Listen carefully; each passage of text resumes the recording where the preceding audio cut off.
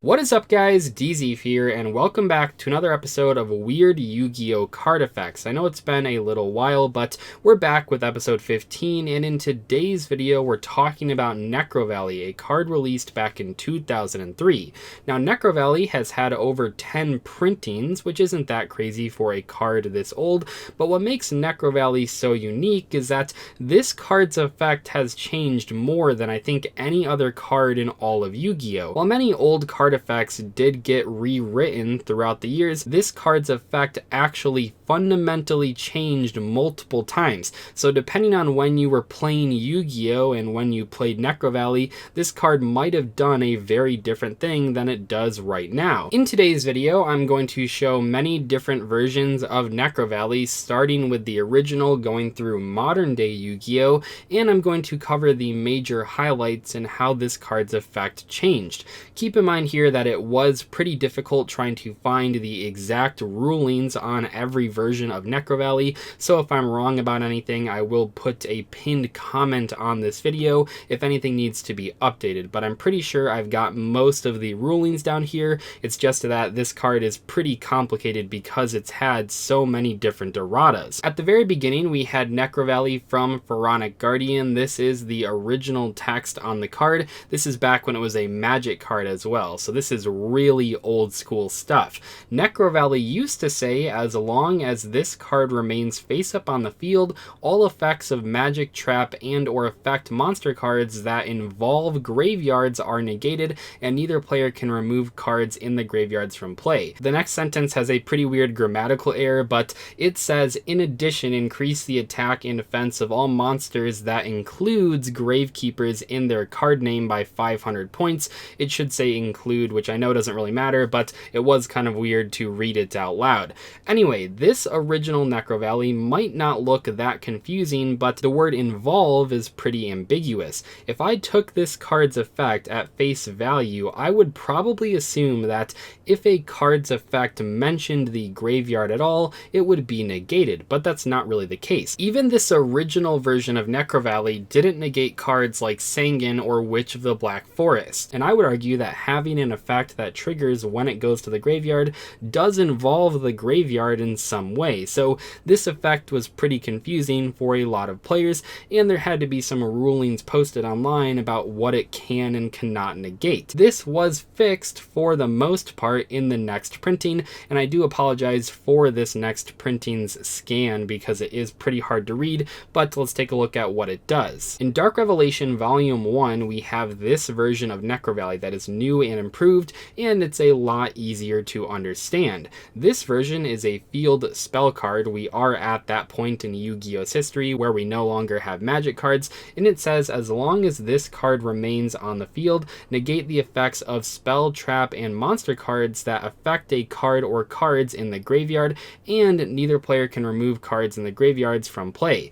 Also, as long as this card remains on the field, increase the attack and defense of all monsters that include gravekeepers in their card name by 500 points. Now, for some people watching today's video, this might have been the first version of Necro Valley that you saw, because while Necro Valley did have two other printings before this in North America, this was the first Necro Valley that had a worldwide TCG release. This one makes a lot more sense. Yeah, it's a bit wordy, but it is still a pretty old version of Necro Valley, so that is to be expected, but they did clear it up quite a bit. This version makes it pretty clear that cards like Sangan and Witch work just fine because those effects don't actually affect any cards in the graveyard. They simply activate in there instead. So I think that this version of Necro Valley is pretty decent, and then in Champion Pack 3 they tried to clean the effect up even more. This version says, negate the effects of spell, trap, and monster cards that affect a card or cards in the graveyard.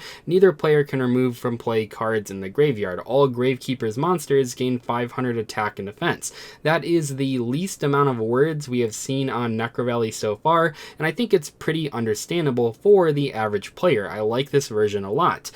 But for some reason, they changed this card on a fundamental level, and I have no idea why. The Turbo Pack 2 version of Necro Valley says this: negate the effects of spells, traps, and effect monsters that target a card or cards in either player's graveyard.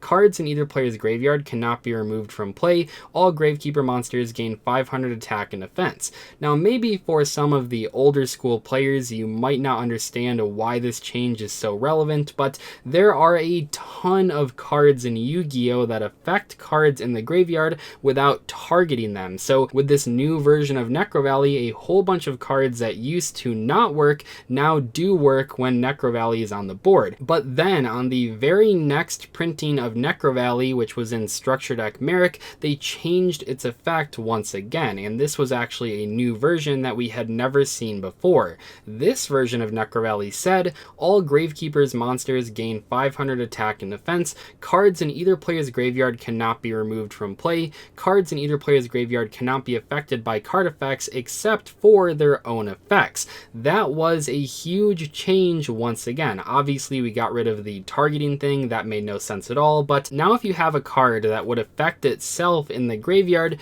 you're free to use that effect and it won't be negated. And this version stayed around for quite a while. The very next printing of Necro Valley was not that different, although it did change one key thing. In Legendary Collection Yugi's World, we got this version of Necro Valley that says, all Gravekeeper's monsters gain 500 attack and defense. Cards in either player's graveyard cannot be banished. Negate any card effect that would move a card in the graveyard other than itself to a different place. So this is a bit different because there are cards in the game, not that many, but a few of them that affect cards in the graveyard without moving them. And with this version of Necro Valley, you can now use those cards when previously you weren't able to. Now, clearly Konami thought they weren't going to update this card's text anymore, because in 2014 they printed an ultimate rare version of Necro Valley in Astral Pack 4, and it did have this effect. So I think that Konami was pretty sure they weren't going to change it ever again. But unfortunately, in 2017 they did update Necro Valley, and now it had a different effect.